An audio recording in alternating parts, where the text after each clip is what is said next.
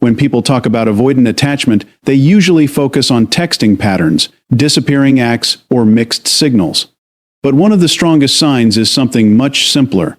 They avoid seeing you in person. That pattern tells you more than words ever will. Chase Hughes often discusses that human behavior is revealed less by what people say and more by what they consistently avoid. Avoidants can say they miss you, care about you, or think about you constantly. But if they repeatedly avoid face-to-face contact, that behavior is speaking louder than any reassurance.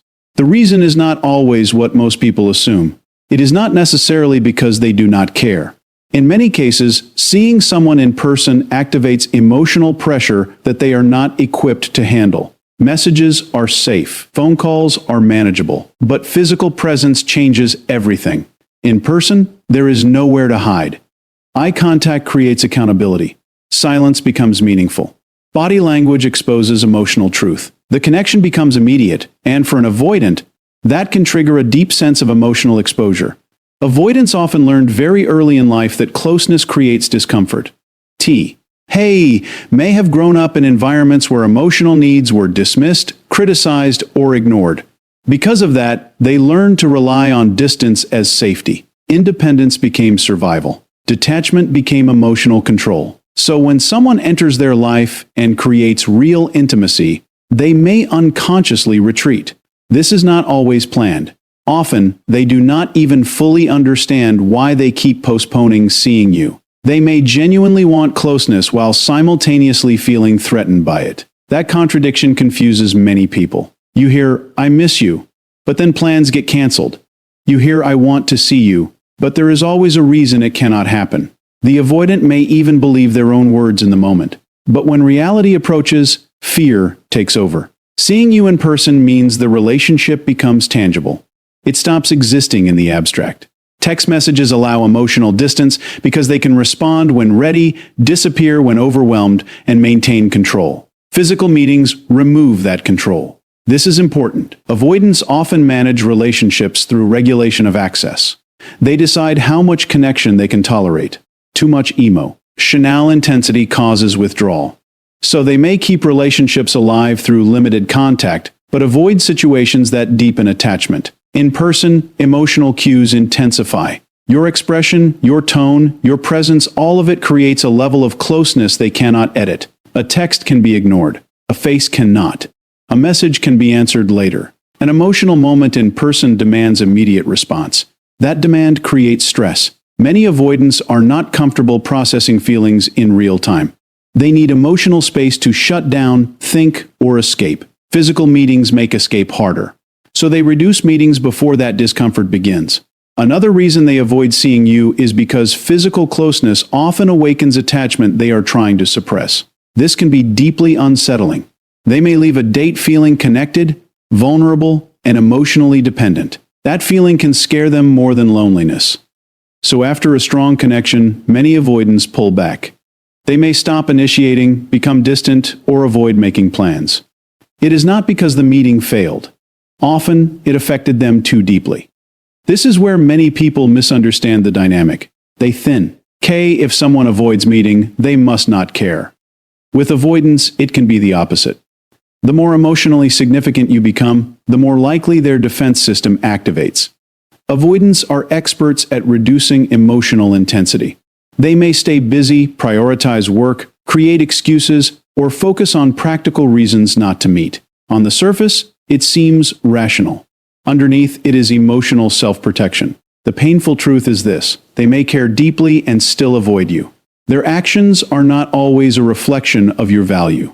They are often a reflection of their own unresolved fear of dependence, vulnerability, and loss of control. But caring is not the same as healthy relating. Someone can care and still be emotionally unavailable. Someone can miss you and still avoid the very connection they claim to want. That is why patterns matter more than promises. If someone consistently avoids seeing you in person, you are seeing their attachment strategy in action. Their nervous system is choosing distance over intimacy. The healthiest thing you can do is stop decoding every excuse and start observing the repeated behavior. People reveal their capacity for closeness through consistency, not through emotional statements made in moments of guilt or loneliness. Avoidants are often not rejecting you personally. They are rejecting the vulnerability your presence creates inside them. But if they are unwilling to confront that pattern, the result is the same. Emotional distance remains. A relationship cannot grow in permanent emotional avoidance. Real intimacy requires showing up when connection feels uncomfortable. If someone continually chooses distance, they are choosing their coping mechanism over the relationship, and that choice tells you everything. Avoidance often feels safer controlling distance than managing emotional closeness. This is one of the most misunderstood patterns in relationships, because from the outside, it can look like disinterest, coldness, or even manipulation. But for many avoidants, distance is not about power over someone else. It is about maintaining control over themselves. Emotional closeness can create internal reactions they do not know how to process, so distance becomes the way they stay regulated. For someone with avoidant attachment, closeness can feel unpredictable. The deeper a relationship becomes, the more they may. Why experience tension, anxiety, or a need to retreat?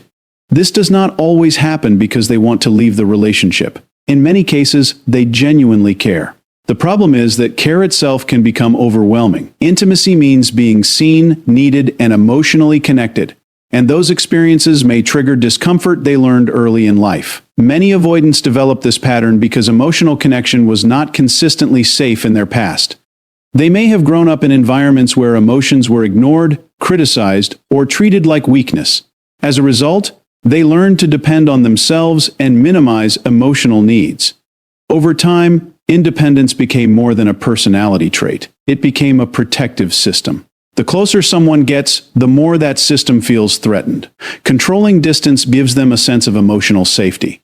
They may choose when to text, how long to respond, how often to meet, and how much of themselves to reveal. These choices are not always conscious.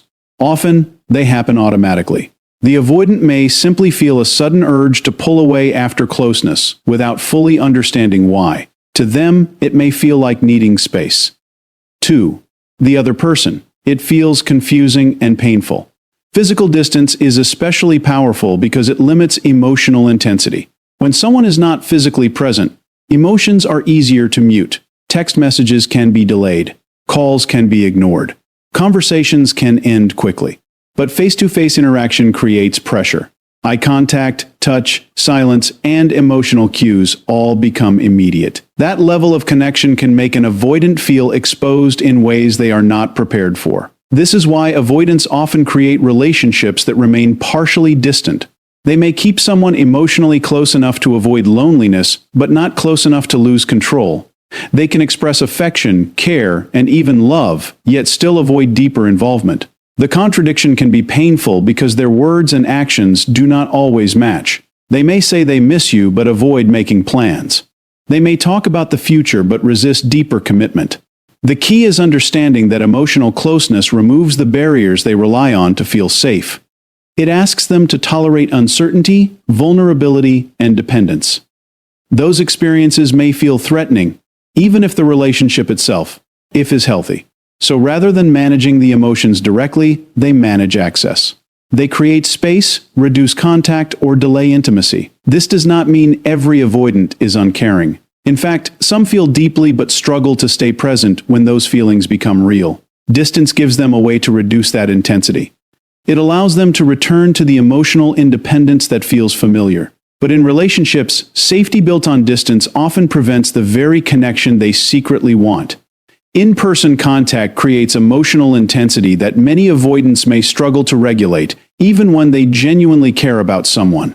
This is often misunderstood, because people assume that if someone likes you, they will naturally want to spend more time face-to-face. But for avoidance, physical closeness can trigger emotions that feel overwhelming rather than comforting. The connection becomes immediate, real, and difficult to control, which can cause them to pull away. Digital communication allows distance. A message can be read later. A reply can be delayed. Silence can be managed. This creates emotional space. But in person, that buffer disappears. The other person is physically here, and every moment demands some level of response. Eye contact, tone of voice, body language, pauses in conversation, and physical touch all increase emotional awareness. For someone who is already uncomfortable with vulnerability, that intensity can feel like too much at once. Avoidants often regulate relationships by controlling how much emotional closeness they experience. They may not think about it consciously, but they instinctively create situations where they can step back whenever emotions rise. In-person contact removes many of those escape routes. If the conversation becomes emotional, they cannot simply stop typing. If the moment becomes intimate, they cannot easily disconnect without it being obvious. This lack of control can trigger discomfort. What makes this more confusing is that the avoidant may enjoy the time with you while it is happening. They may laugh, seem affectionate, and appear fully engaged.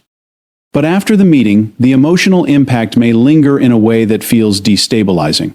They may leave feeling more attached than they expected. That attachment can trigger fear because dependence feels unsafe to them. As a result, they may withdraw after a G-ood interaction, not because it went badly, but because it affected them more deeply than they wanted. In-person contact also increases emotional accountability. It is much harder to hide how you feel when someone is sitting across from you. People read facial expressions, shifts in energy, nervous gestures, and silence. An avoidant may feel exposed because they know their emotional state can be seen. If they are used to suppressing emotions, being observed this closely can create stress. It may feel like they are losing control over the private distance they depend on. Physical presence can also awaken needs they try to ignore. Human closeness naturally activates attachment. Being around someone who offers affection, comfort, or emotional safety can stir a desire for connection. For avoidants, this can feel threatening because it challenges the independence they have built around themselves. They may suddenly feel how much they want someone, and that realization can create panic rather than peace. This is why some avoidants seem contradictory. They may say they want closeness but avoid seeing the person. They may miss you and still cancel plans. The issue is not always a lack of interest. Sometimes the intensity of being with you creates emotions they do not know how to process in real time. Instead of confronting those feelings, they create distance. For many avoidants, the struggle is not the person. It is what closeness activates inside them. In-person contact makes the emotional connection impossible to keep abstract. It becomes real, immediate, and emotionally demanding. And when someone has spent years coping by reducing emotional exposure, that level of intensity can feel harder to handle than being alone. Avoidance is usually driven by internal fear, not always lack of care. This is one of the hardest truths for people to understand in relationships, because behavior often appears contradictory. Someone may say they love you, miss you, or think about you constantly, yet still pull away when things become emotionally close. To the other person, that distance can feel like rejection. But in many cases, the avoidant is not stepping back because they feel nothing. They are stepping back because what they feel creates fear they do not know how to manage. Avoidants often care more than they show. The issue is not always emotional absence. It is emotional discomfort. Closeness can awaken fears that are buried deep beneath the relationship itself. Those fears may involve losing independence, becoming vulnerable, relying on someone, or being hurt. The avoidant may not even consciously recognize these fears. They simply experience the urge to create space and assume that distance will make them feel normal again. This pattern usually begins long before the current relationship. Many avoidants learned early that emotional needs were unsafe to express. They may have experienced caregivers who were emotionally unavailable, dismissive, inconsistent, or critical. As a result, they adapted by suppressing emotional dependency. They taught themselves to need less, ask for less, and rely mostly on themselves. That self-protection often becomes part of their identity. They see independence as strength and emotional need as something dangerous. When a meaningful relationship develops, that protective system gets challenged. Genuine care creates emotional attachment, and attachment naturally involves risk. The avoidant may start feeling connected in ways they did not expect. They may think about the person constantly, feel attached after time, meet together, or miss them intensely when apart. Instead of feeling secure, these emotions may trigger internal alarms. The more they care, the more vulnerable they feel. And vulnerability can feel threatening. This is why their actions may seem confusing. They may come close, then suddenly retreat. They may share something personal, then become distant. They may express affection one day and seem emotionally shut down the next. These shifts often have less to do with the other person and more to do with their internal struggle. Their feelings create closeness, and closeness activates fear. The fear itself can take many forms. Some avoidants fear being controlled. Others fear losing themselves in the relationship. Some fear eventual abandonment, so they create distance before they can be hurt. Some simply fear emotional dependence because it makes them feel powerless. The exact reason may vary, but the pattern is similar.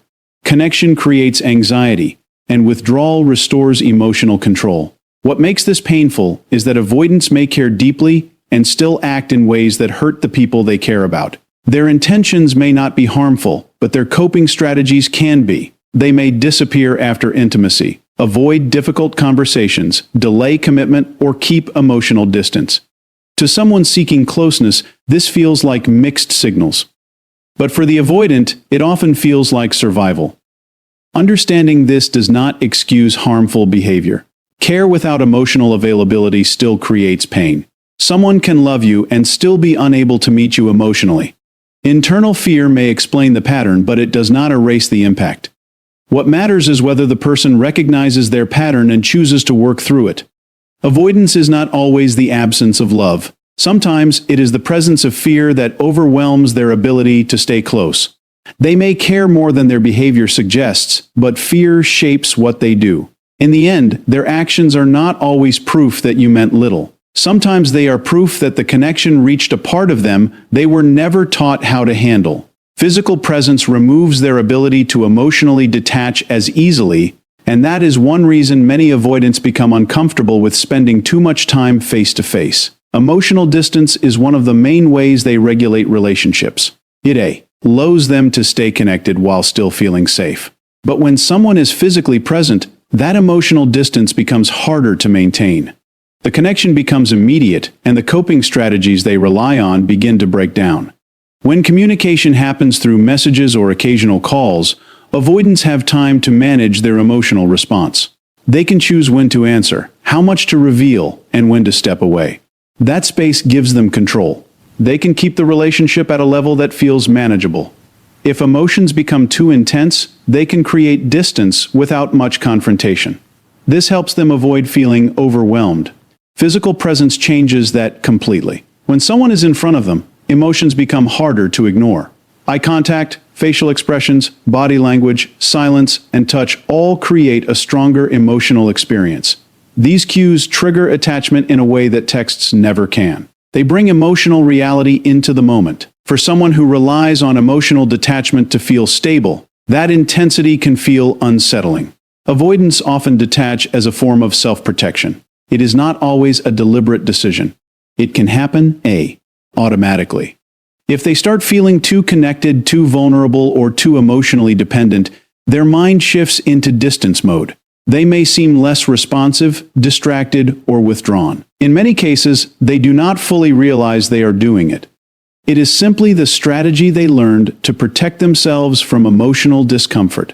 Physical presence makes that harder because the other person's emotional energy is directly in front of them. It is much easier to emotionally disconnect from a screen than from a person who is sitting beside you. Human closeness naturally activates emotional awareness. Even silence carries meaning. A glance can reveal affection. A pause can expose tension. Being physically close often forces avoidants to feel more than they intended. This can create internal conflict. They may genuinely enjoy being with someone. They may feel calm, happy, or deeply connected in the moment. But that same connection can become frightening because it weakens the emotional barriers they depend on. They may leave the interaction feeling unexpectedly attached, and that can trigger the urge to pull away afterward. The stronger the emotional impact, the stronger the desire to restore distance. Many people assume that if someone avoids spending time together, they must not care. But with avoidance, physical closeness can actually intensify feelings they are trying to manage. Being near someone can make them feel emotionally exposed. It reminds them that the relationship is real and that their emotional independence is no longer complete. That realization can create discomfort, even when the relationship is healthy. Another reason physical presence feels difficult is because it removes the ability to control the emotional pace. In text conversations, avoidance can pause when needed. In person, moments unfold naturally. Emotions happen in real time. A serious conversation cannot be edited. Affection cannot always be ignored. If the other person expresses need, sadness, or closeness, the avoidant may feel trapped by the expectation to respond immediately. This is especially challenging for someone who learned to suppress emotions rather than process them. They may not know how to stay present when intimacy deepens. So instead of working through the discomfort, they may avoid situations where those feelings become intense. They may shorten visits, delay plans, or create reasons not to meet. These behaviors help them regain the emotional distance they depend on. Physical presence makes emotional truth harder to escape. It reduces the protective separation avoidants rely on and makes connection feel real, immediate, and unavoidable. That is why someone can care deeply, enjoy your company, and still struggle to stay close. The problem is often not the person. It is the emotional intensity that physical closeness awakens, and the fear that comes when detachment is no longer easy. They may delay meetings when intimacy feels too real or vulnerable. This behavior often confuses the person on the receiving end because the avoidant may still communicate warmly, say they miss you, or express interest in seeing you. Yet when the opportunity becomes real, when plans are made, dates approach, or emotional closeness is expected, they suddenly postpone, become unavailable, or create reasons to delay. This pattern is not always about a lack of desire. Often, it is about the emotional reality of closeness becoming more intense than they feel ready to handle. For avoidance, intimacy can feel manageable when it remains partly abstract. Talking through messages, sharing occasional calls, or discussing future plans can create the sense of connection without the full emotional impact. It allows them to participate in a relationship while maintaining a level of control. But when an actual meeting is scheduled, the emotional stakes change. The relationship becomes immediate, personal, and harder to keep at a comfortable distance. That shift can trigger fear. The closer the date gets, the more real the emotional experience becomes. They may start thinking about what the meeting represents: emotional connection, vulnerability, attachment, expectations, or even commitment. These thoughts may not be fully conscious, but the body often reacts before the mind understands. They may suddenly feel anxious, restless, or emotionally pressured. Instead of recognizing this as fear of intimacy, they may simply decide they need more time. Delaying becomes a way to regain emotional control. Postponing creates space between themselves and the vulnerability they are anticipating. It gives them time to calm down and return to the emotional distance that feels familiar. To the other person, it can feel like mixed signals. To the avoidant, it often feels like self-preservation. What makes this especially confusing is that the avoidant may truly want to see you. They may have looked forward to the meeting. They may even feel excited, but excitement and fear can exist at the same time. The deeper the emotional connection, the more likely fear enters with it. This fear is often not about the meeting itself. It is about what the closeness might awaken inside them. Being physically together can create stronger attachment. It can increase emotional dependency, intensify affection, and make the relationship feel more significant. For someone who has spent years relying on emotional independence, that can feel destabilizing. They may worry consciously or unconsciously that getting closer means losing control over themselves. So even positive feelings can trigger retreat. Avoidants often learned early in life that closeness comes with discomfort. They may have experienced emotional inconsistency, rejection, or the sense that depending on others leads to disappointment. As adults, they may protect themselves by keeping intimacy within limits. Delaying meetings becomes one way of controlling how close someone can get. If the emotional connection starts feeling too strong, they slow things down. They may use practical reasons to explain the delay. Work, stress, fatigue, timing, or obligations may all sound reasonable. Sometimes those reasons are real. But when delays happen repeatedly, especially after emotional moments, it often reflects something deeper. The pattern matters more than the excuse. The truth is, when intimacy starts to feel too real, avoidance may experience a loss of emotional distance. The person is no longer just someone they talk to. They become someone who affects them deeply. That can be frightening because it challenges the emotional walls they depend on. Delaying the meeting allows them to avoid confronting that reality. This is why someone can seem interested and still keep postponing. It is not always because they are indifferent. Sometimes it is because the connection matters enough to trigger fear. The meeting represents closeness, and closeness means vulnerability. For someone who has learned to protect themselves through distance, vulnerability can feel like stepping into uncertainty without control. So they delay not always because they do not care, but because the connection has become real enough to make them afraid. Their behavior often reflects self-protection patterns learned long before the relationship. What many people experience as emotional distance, inconsistency, or withdrawal is often not something that began with the current partner. These patterns usually started much earlier, often in childhood, as ways of coping with emotional environments that felt unpredictable, dismissive, or unsafe. By the time the avoidant enters an adult relationship, these responses can feel so natural that they no longer recognize them as defenses. They simply believe this is how relationships work. Many avoidants learned early that emotional needs were not welcomed or consistently met. They may have grown up with caregivers who were physically present but emotionally unavailable, critical, or uncomfortable with vulnerability. Some were taught directly that expressing need was weakness. Others learned indirectly that closeness led to disappointment. Over time, the child adapts. They stop reaching for comfort. They suppress emotional needs. They begin to rely on themselves because depending on others feels unreliable or painful.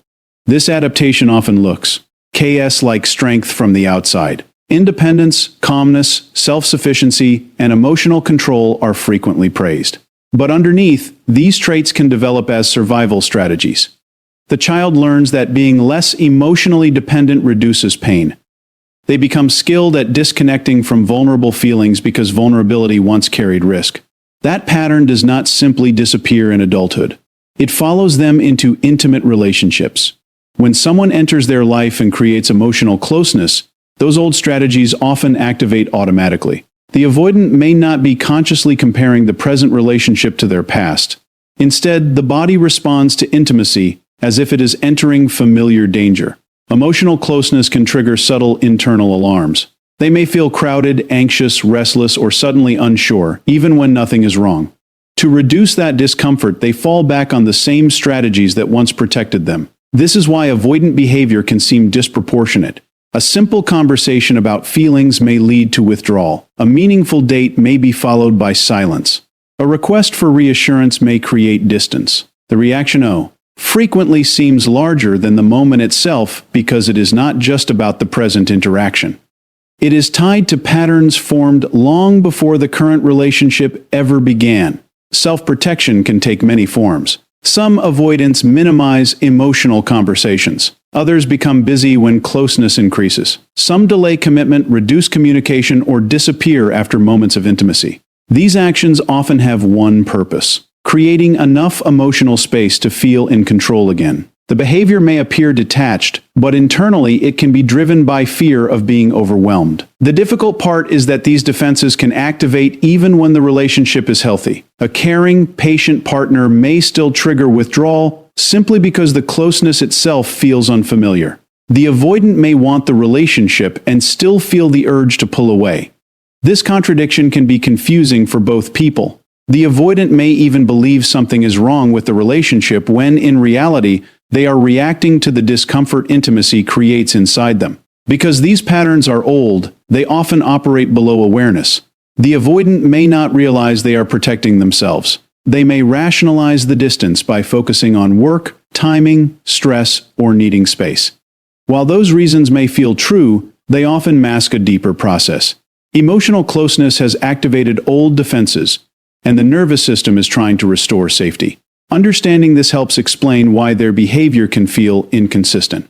It is rarely just about the present relationship. The person in front of them may be kind, safe, and trustworthy, but their protective patterns were shaped in a different environment. They are often responding to old emotional programming, not the actual reality of the current connection. This does not remove responsibility. Old patterns can still hurt people. But it explains why avoidants may repeat the same behavior across relationships. Their distance is often not a judgment of the person they are with. It is the continuation of self-protection strategies learned long before the relationship began, strategies that once helped them feel safe, but now keep real intimacy at a distance.